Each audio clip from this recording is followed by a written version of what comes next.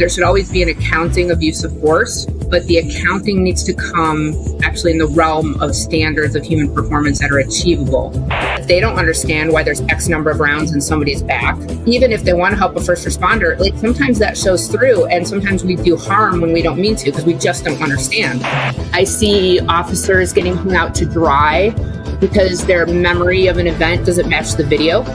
So I help train trainers of where to deploy the skills. How do we put it in the FTO program? Where do we put it in role player training? How do we get them to breathe? And then to normalize doing it together. It boggles my mind that you're a criminal by proxy of doing your job. Welcome to another edition of Responder Resilience, along with my co-hosts, Dr. Stacey Raymond and Bonnie Rumley, LCSW EMT. I'm David Dashinger. In this episode, we'll be speaking with Nicole Florisi, MS. She's a Director of Content and Curriculum at Force Science. And we'll be talking about human performance across high-stakes professions and optimizing responder resilience through practical cutting-edge research surrounding human factors and the use of force incidents. We invite you to like and subscribe, YouTube, Responder Resilience, Facebook, Responder Wellness Inc., and Responder TV. We're on LinkedIn, Apple Podcasts, Spotify, and check out our website, respondertv.com, for past episodes and guest information. This episode is made possible by the First Responder Center for Excellence. Discover more at firstrespondercenter.org and connect with us on X, Facebook, LinkedIn, Instagram, and YouTube. This episode is made possible by Strobes & Moore, a New England-based leading distributor, installer, and servicer of emergency vehicle equipment. Visit strobesandmore.com to sign up for special offers and receive 10% off your next order. We'll be right back to speak with Nicole after this. In this family, more of us die by our own hands than by the hazards of the job. In this family, up to a quarter of 911 telecommunicators have symptoms of post-traumatic stress. In this family, our mental health and wellness are in crisis, while responders are quietly suffering. In this family, many struggle with job-related stress, burnout, trauma, sleep disruptions, substance abuse, and relationship problems. In this family, we can help the helpers. With vital information and resources, resilient strategies, and success stories of overcoming the obstacles. In this family, no one is alone. Welcome to Responder Resilience with co-hosts retired Lieutenant David Dashinger, Dr. Stacey Raymond, and Bonnie Rumley, LCSW EMTB.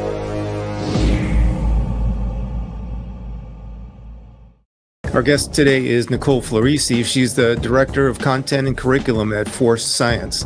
She instructs in realistic de-escalation and force encounters investigations, and her passion is brain fitness and first responder wellness. Nicole holds an MS in professional counseling. She has 2 postmaster certifications. One is in trauma counseling and one is in human factor psychology. She's currently pursuing her PsyD in clinical psychology. Nicole, welcome to Responder Resilience. And thank you for having me. Much appreciated. So, Nicole, I'd like to start out by asking you, what is Force Science with regard to law enforcement? So the company I work for, Force Science, we are a host of things, to be honest. We do many different types of training. So we have a training division. We have a research component to what we do. Dr. Bill Lewinsky, the co-founder of Force Science, him and Patricia Thiem, they were the original founders. Doc is a police psychologist, basically. Back in the day, he started looking at the biomechanics of human movement, basically, and realized we were holding officers basically to an untenable standard. We had unreasonable expectations on their performance. So we've done a lot of research in the past about speed of assault, holster speeds, trigger pulls, how fast people can cover ground, things like that. Because over time, what we were seeing is especially in court, when an officer involved in a critical incident, officers were being held to a standard outside the window of human performance, but you have to have science to back that up. So it's paralleled with, honestly, sports psychology, performance psychology, other types of human movement. We do that. We have a legal consulting division run by Von Kleem. If there's a high-profile case in the nation, I can assure you we're probably attached to it one way or another. So we do a lot of that. And so basically we are across the country, training across the country. I'm really blessed. I work primarily in the training division, and I'm traveling all the time, just all over. I meet so many fantastic people, I get to go cross country. I jokingly say I'm like a poverty jet setter because I get to go everywhere, but I don't have time to see anything. So that's kind of what we do basically. And the foundation is what we consider under a lens of what we call honest accountability. There should always be an accounting of use of force, but the accounting needs to come actually in the realm of standards of human performance that are achievable. So we talk a lot about that when it comes to our training and how we need to hold officers, quote unquote, accountable and what that looks like. Kind of different from what you would consider some of the newer language that's popped up more recently and what you call the social justice lens of everything. Just holding people accountable to hold them accountable because they had to do their job. Mm-hmm. So what is actually realistic foundation? So that's primarily what we do in general with a whole host of cadre of absolutely fantastic people. And I feel very lucky and blessed just to be among them, to be honest. It sounds like a great body of work that is fascinating, and I'd love to know more about it. How did you get interested in this kind of work in force science? So I've been a police officer for 23 years. I'm still currently a police officer. Obviously, I work full-time for force science, so I cover the street. My chief is very flexible, like once a month. You know what I mean? It's not like I'm out there every day like I used to be. He's really flexible with my schedule. So what originally got me into force science is actually not the path most people take. They were usually in internal affairs. They were already doing force encounters investigations. But what got me down the road is actually I went to their de-escalation class, and I've been a SWAT negotiator for 17 years. And I went to the class and I said to myself, where has this been all my life? Where has this type of conversation been? Because it's talking not just about the communication pieces, it talks about the tactics. You can't have safe de-escalation for anybody, whether it's the subject you're dealing with, the public, or ourselves, without a foundational safe response. And so that's kind of what got me down the road. And then one of our other instructors, who's a forensic psychologist, Dr. John Azar Dickens, he developed this, basically this assessment piece called the TEB matrix. And basically what it does is it focuses on, so officers can read behavior very quickly, like it looks at thought, emotion, and behavior. And it says, based on this cluster, what is the most likely communication or persuasion style that's going to work with that person? And I said, wow, where has this been? Because as much as some people think officers are these horrible communicators and stuff like that, I don't really believe that. I really don't. I think there's a couple of weaknesses that we have. One tends to be we're very logic-based creatures. We go from A to B to C to D. And we get a little bit more uncomfortable with emotion. So if all we know how to introduce a conversation is logic, that's going to backfire when we have somebody in crisis. Mm-hmm. This is it helped officers recognize, hey, go to emotionally based communication when you're dealing with people in crisis or crisis-like behavior. Don't meet them with logic. Meet them where they're at, but not with logic. And that seems simple probably to all of us sitting here. But sometimes in the heat of the moment, you just kind of go back to what you know, and that tends to be very logic-based. So I found that very fascinating, and I said, holy cow, how can I be a part of this? And so I've been very vested in communication and de-escalation for a long time because I think communication is the second best tool we have, second only to decision-making components in our job. And I'm always like, how can we be better? How can we be more professional? How can we add tools? And so I went a totally different route than most people coming in on the force investigation side. And then I did travel down that path because I got put into internal affairs. And I said, who am I to be able to judge the use of force? I don't have any, at the time, I didn't have any background in that. How can I say a shooting is quote unquote justified or not? How can I determine the decision points or anything when it comes to use of force when I have zero background? And I took that responsibility very seriously because I thought I could end somebody's career based on the perception or my own lack of knowledge. And then I traveled down not just the de-escalation path, I went down the force investigations and force encounters path. And sometimes, I'll be honest, I don't know how I got right here, but I did, and I just feel very blessed to be here. Well, that's wonderful, and I love your enthusiasm about what your work is. As firefighters and first responders, we're brilliant at the basics. We master the art of stretching the line, and we excel at being there for those who need us most. Yet even the best of us can be caught off guard. We sometimes face unexpected challenges, like injury, cancer, or post-traumatic stress symptoms. But you're not alone. The First Responder Center for Excellence is here to equip you with the tools and resources you need to stay informed and prepared. We help you focus on staying strong, safe, fit, and resilient. Optimize your performance with cutting-edge health, wellness, and science information. From fitness to nutrition, medical evaluations to behavioral health, cancer awareness to cardiac health. We've got you covered. Remember, we're stronger together. Discover more at firstrespondercenter.org and connect with us on X, Facebook, LinkedIn, Instagram, and YouTube. The First Responder Center for Excellence. Equip yourself with excellence for every call. I wanted to rewind a little bit because you touched on the split-second decisions and the human factors. Can you get a little more specific about how does force science help to understand those split-second decisions? And do you have any examples of how this understanding has been crucial in resolving an incident? So I have to speak a little aggregate here because I can't really talk about like specific cases, for example. But one thing that we commonly see, and I see this for myself outside of work for force science in cases, is people imagine a much different reality. And for example, let's say we have I'll say a quote unquote officer involved shooting and a number of rounds have been fired. Okay, I'm just going to pick a random number right now. I'm just going to say 6 rounds have been fired. There's a big disconnect in that people imagine that in between those rounds are individual decision-making points. And when you have bam, bam, bam, bam, bam, bam, I don't really know if that was 6, to be honest with you, people think like you are actually making individual decision points. They're also not taking into consideration the time it takes to perceive a threat, to process that threat. And then once you deal with the threat, you actually have to recognize that person is no longer a threat. So what I'm seeing, unfortunately, is what I call a frame-by-frame analysis of use of force. So somebody's you're pausing, right? This shot's good. This shot's good. This shot's good. But these last 3, absolutely not. Now, I have to say this is depending on the time frame of the shots. It tend to be all one decision-making point. Right.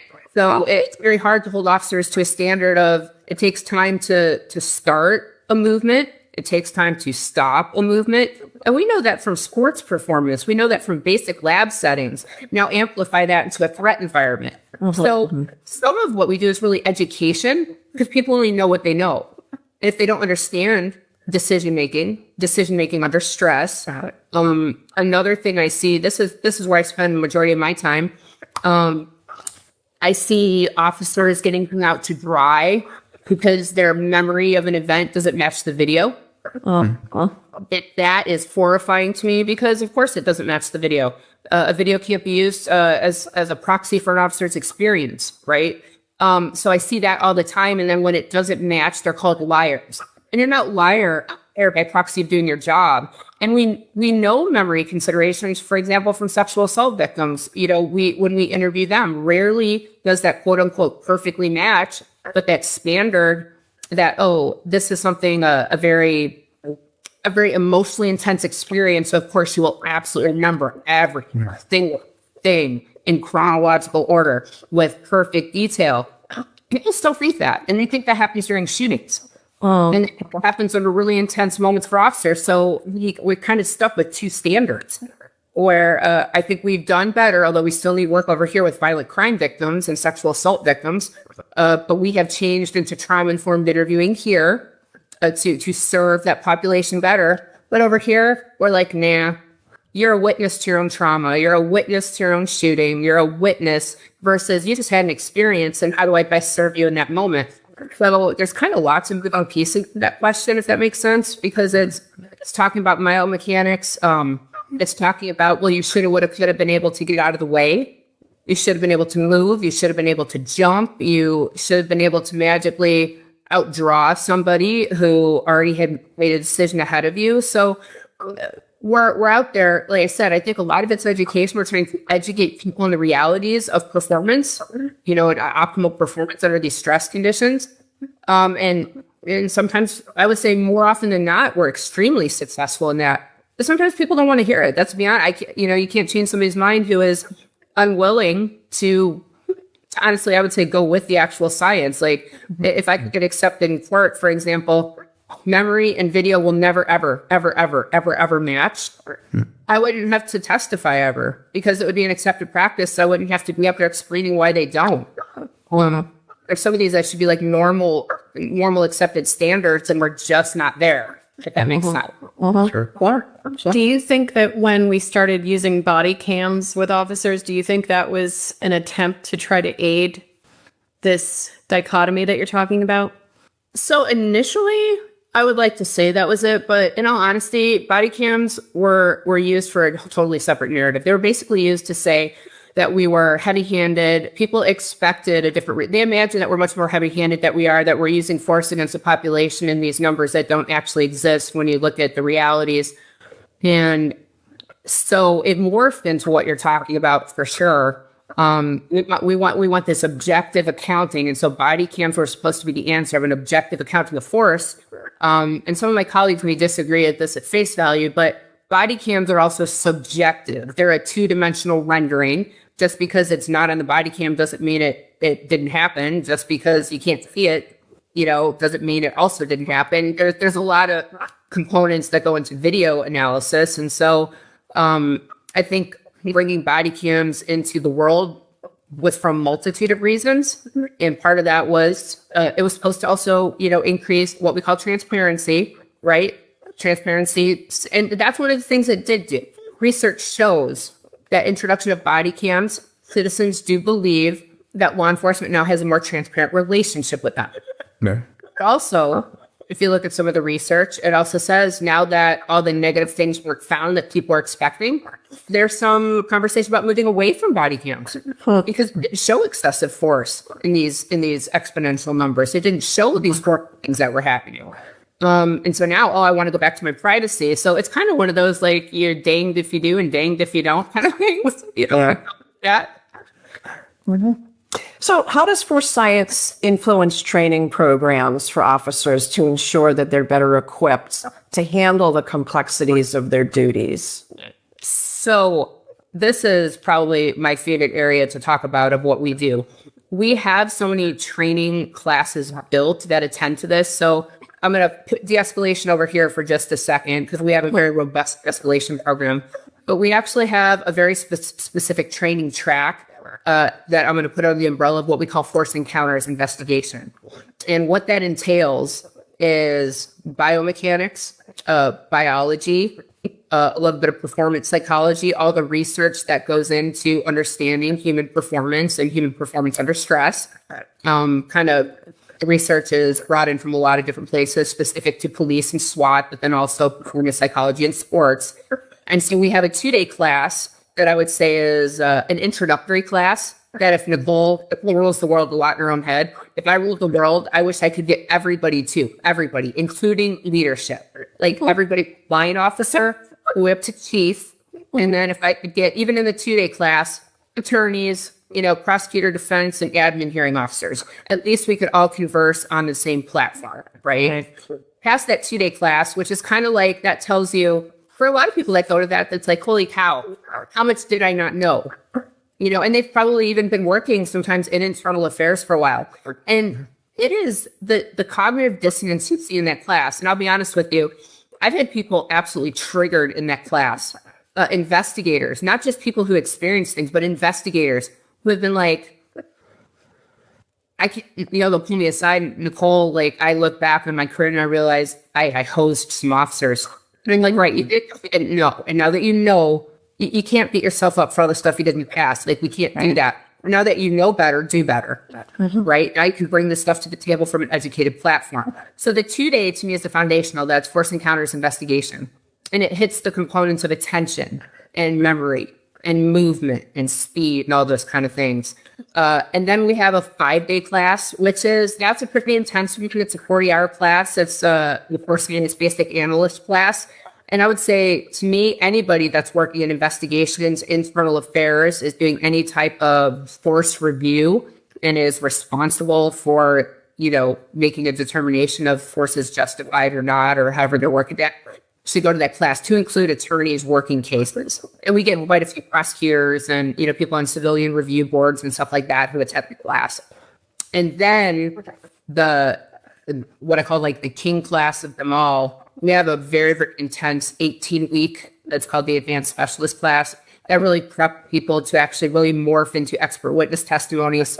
You're reviewing cases, prepping reports, learning how to write reports, understanding the subtleties of testifying in these type of cases. So your testimony is not barred, understanding how to, build that. And then it's a deep dive into all those concepts. So I think we are extremely robust in what we offer for people to be able to do. And on a side note, I would also say, if I ruled the world, I wish everybody who's working with first responders from a therapy perspective, at minimum, should go to the 2-day, but if not the 5-day.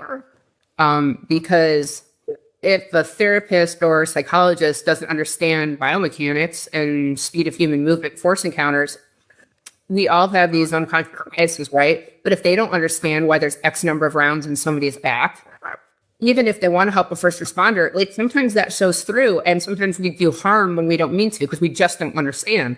So sometimes some therapists, it's not that they don't want to do good work. It's not that they don't want to work with the population. But if they don't understand all the facets of force investigation, force encounters, or why did, there was no gun in the hand. Why did we do that? Or how much, what happens under compressed decision making? It just may end up in that moment, and we don't want to marginalize officers for that experience just because we don't understand. So it definitely hits some other populations too. And we've had, you guys, Dr. Robbie on your show, she went to the 5 class, and I love working with her because I've talked to some of her clients, they've shared with me, they've gone to see her, and they have told me, hey, she got it. She really understood the actual psychological aspects of my shooting. And, that's supposed to hear. So we can serve a lot of people, even just outside the law enforcement perspective as well. In the world of emergency response, every moment counts. That's why you need equipment you can trust. Strobes & More is here to ensure you're always ready to respond. Born and bred in the USA with 30 years of experience, Strobes & More is a New England-based leading distributor, installer, and servicer of emergency vehicle equipment. From police to fire, EMS to public works, we've got you covered. We partner with top manufacturers like Wayland, ProGuard, Sound Off Signal, Havas, Federal Signal, and many more. We offer a robust inventory of over 2,000 SKUs from 40-plus brands, guaranteeing you'll find what you need. Our online store is easy to use, and with nationwide distribution, you'll get our products within 48 hours wherever you are. For local agencies in Rhode Island and Connecticut, our specialized installation services deliver an unmatched upfitting experience. We do the hard work so you can focus on saving lives. Join our dealer network for preferred pricing and exclusive benefits. Discover why Strobes & More is the trusted name in emergency vehicle equipment. Visit strobesandmore.com to sign up for special offers and receive 10% off your next order.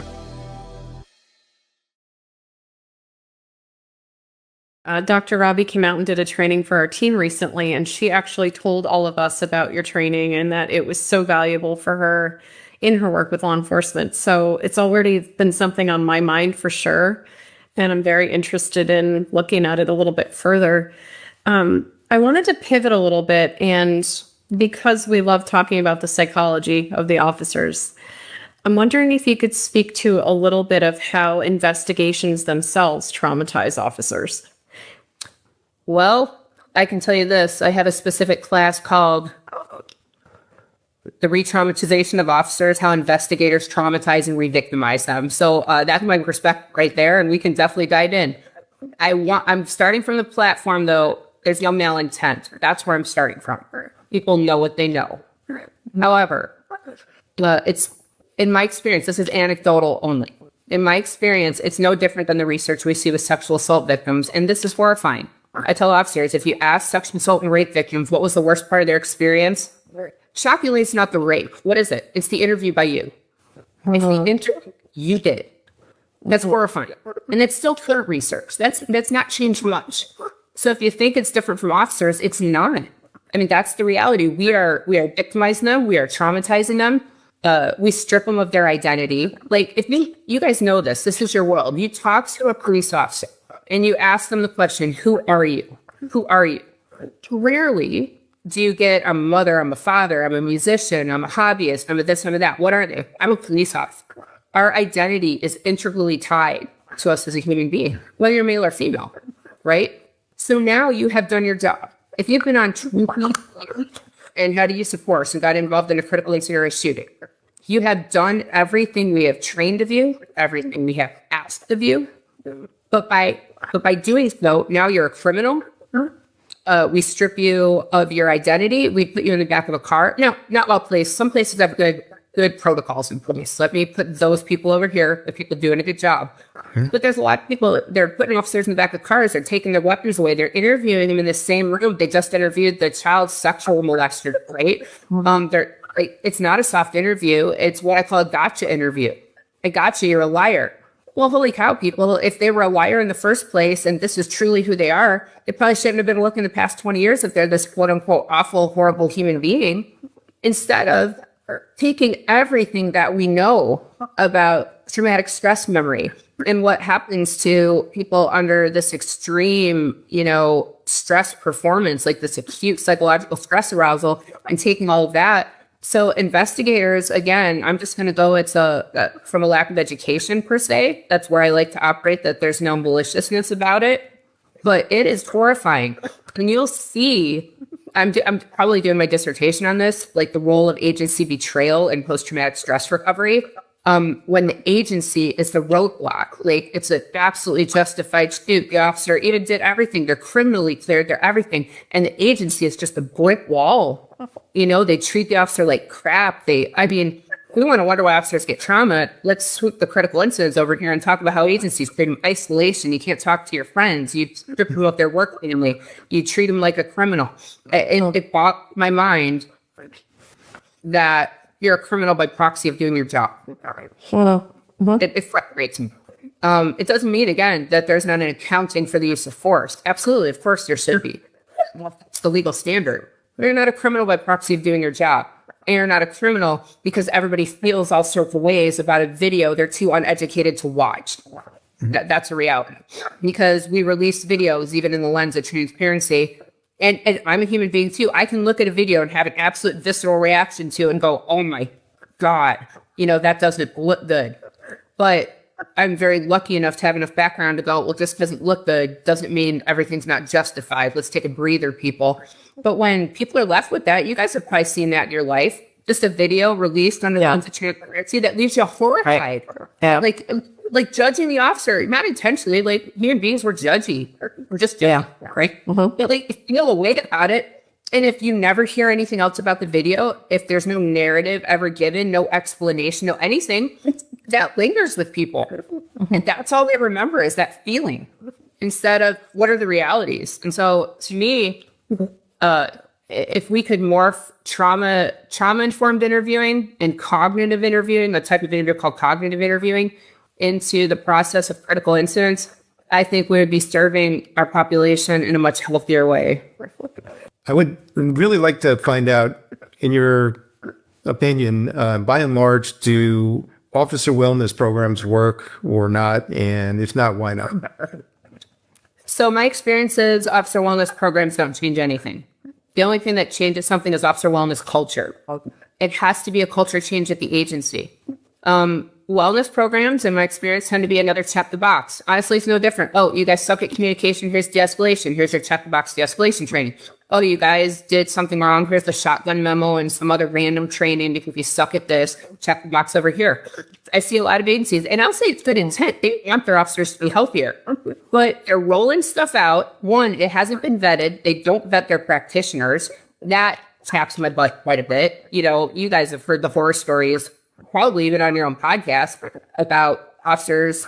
And let's take all first responders. Let's not just say officers, but first responders who've gone to therapy to an unqualified trauma therapist. I don't care what letters they have after their name or what training they've attended.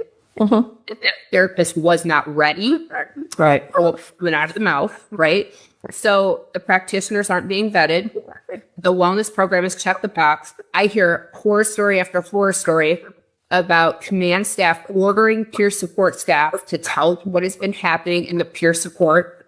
So basically, now you're caught between the confidentiality part of peer support, right? and the fact that you're being ordered by a lieutenant or a captain to disclose what an officer told you to use it against them. It's not the wellness program that to me is the problem. It's the inherent unhealthy cultural practices that are underneath the wellness program, which is why they're not fixing anything. Because we shut wellness down officers' throat and have for a long time. But let's look at the military. Let's be honest, the military has the best research on PTSD that ever existed. All good stuff. Hasn't changed the suicide rate. Hasn't changed a damn thing. So what's the problem? The problem's the program. You know, what are we doing to turn this from the program into culture, like where everybody's okay? I mean, David, you were in the fire service. How long could you ever be like 20 years ago? Could you say, man, I'm not okay. I feel like eating a bullet. Yeah. Well, even less than that. And officers to this day, they feel they can't say that.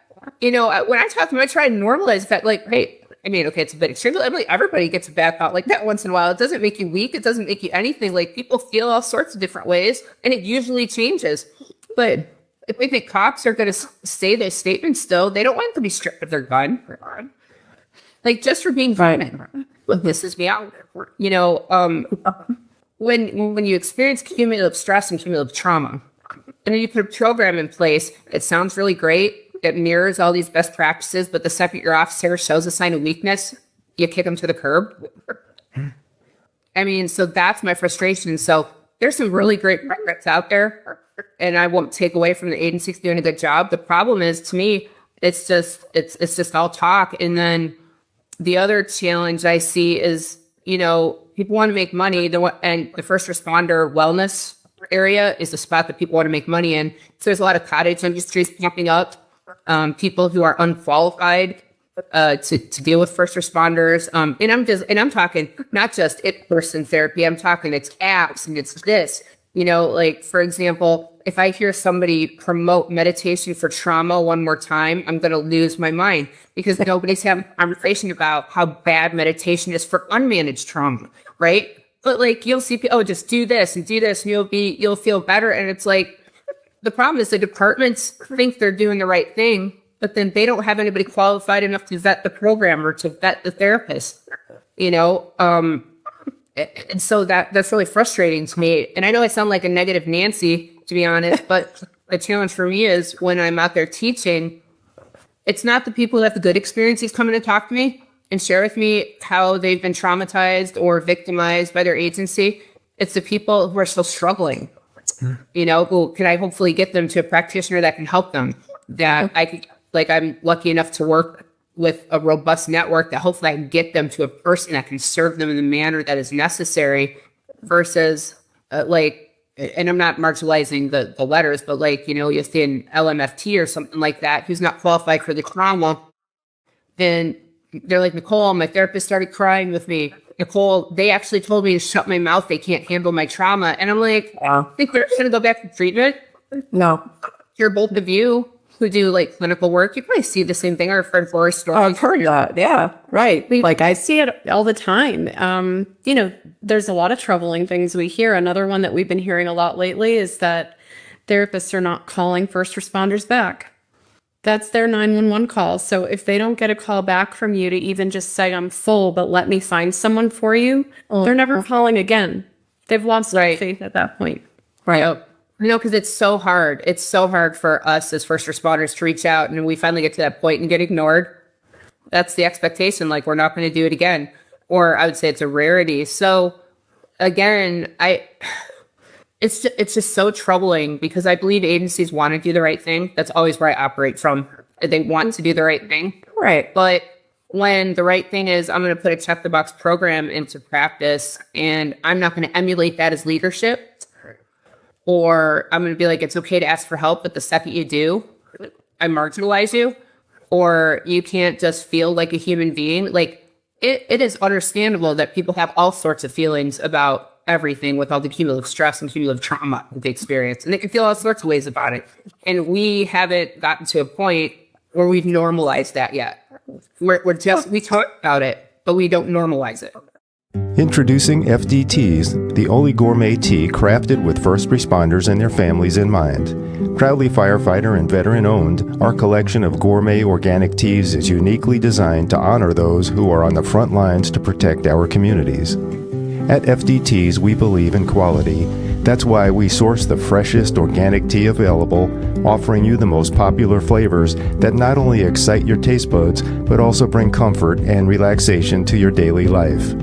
Indulge in our specialty blends: classic Earl Grey, soothing chamomile, vibrant green tea with ginger root, decadent chocolate salty caramel black tea, and robust Irish breakfast. FDTs makes for a special and unique gift, perfect for any occasion or season. Taste the difference and show your appreciation for the rescuers in your life with FDTs, exclusively available on FDTs.com and in our Etsy store, Fire Department Prints. So, Nicole, how do you envision fixing that? You know, So like most of the time is integration of the skills, because I can't change the agency.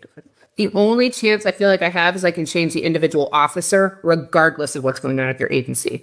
So I don't just talk about skills. I look at when I teach an entire class. I don't care if there's 50 people, 80 people, or 5 people. I treat it like it's a client session. And for me, when I teach skills to my clients, I'm sure you guys do something similar, but like I demonstrate it. We do the skill together.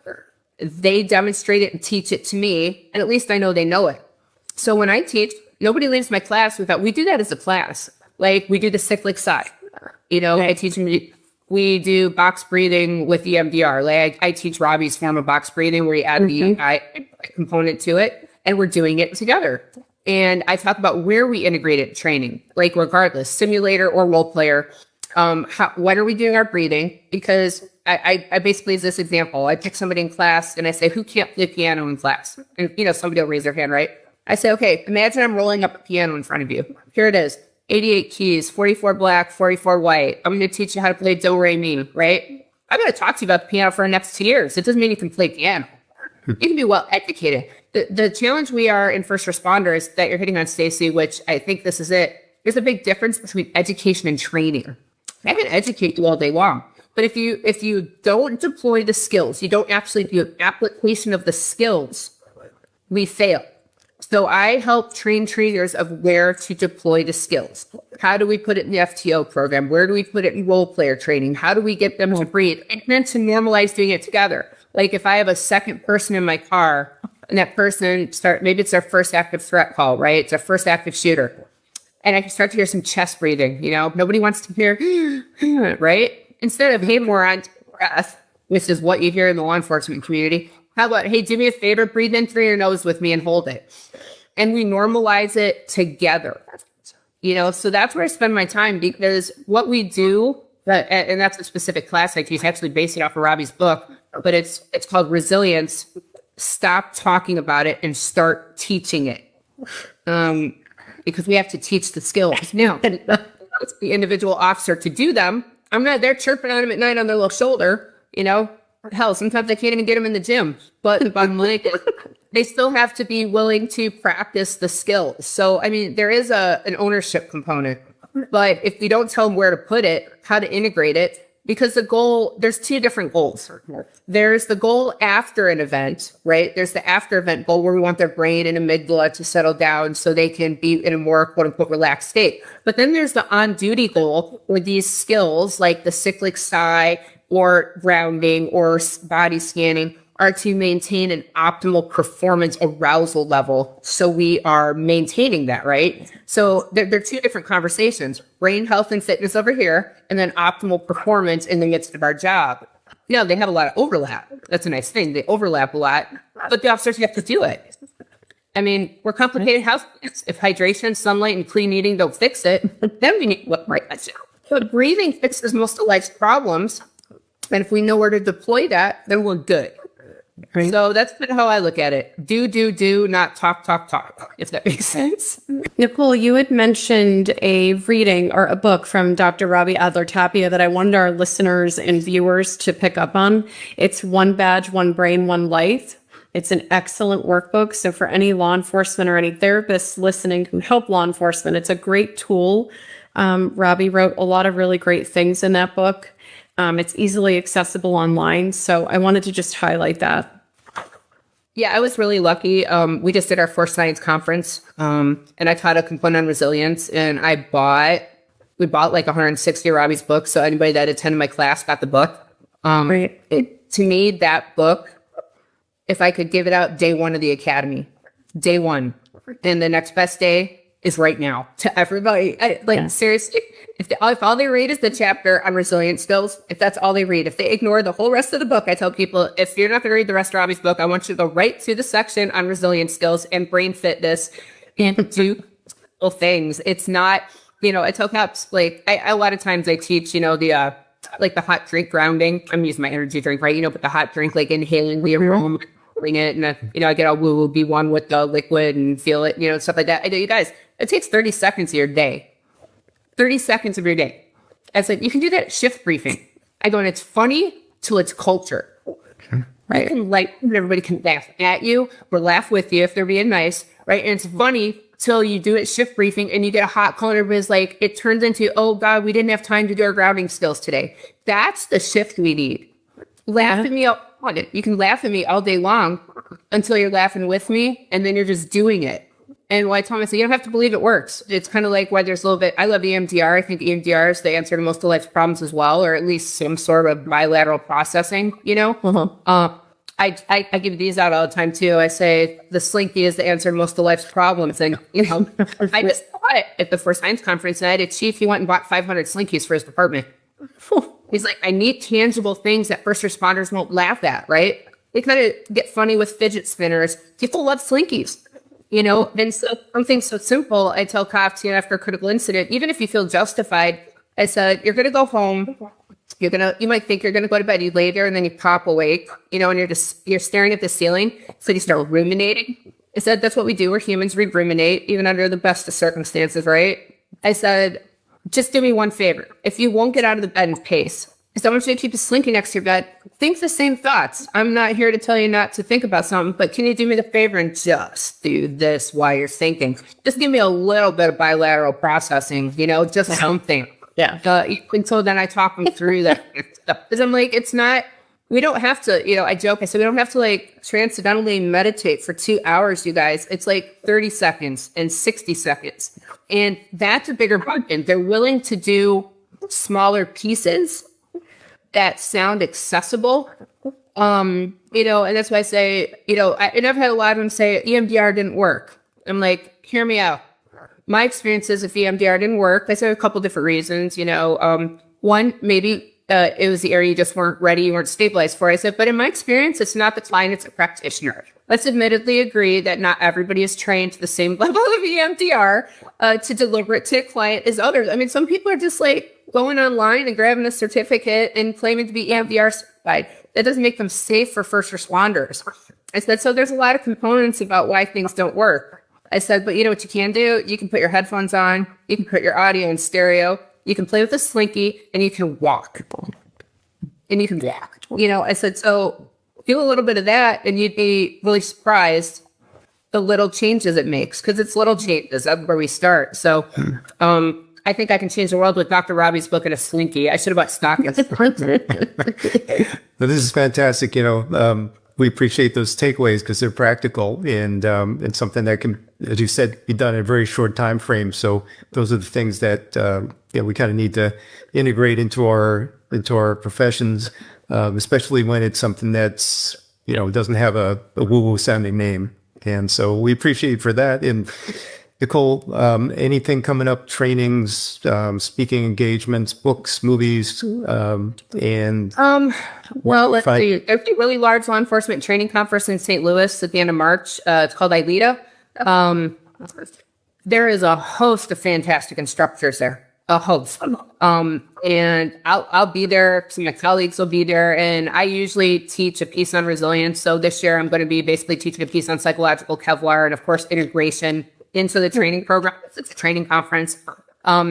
We're kind of all over the place. I also do, anybody can reach out, an agency. I mean this, if you are with an agency, this is free from me to you. This is a bigger conversation than I will come to your agency and you can pay me to teach an 8-hour resilience or 16-hour. But aside from that, if there's anybody in a police agency listening, all I'm asking from you is you give me 15 minutes with your people on Zoom.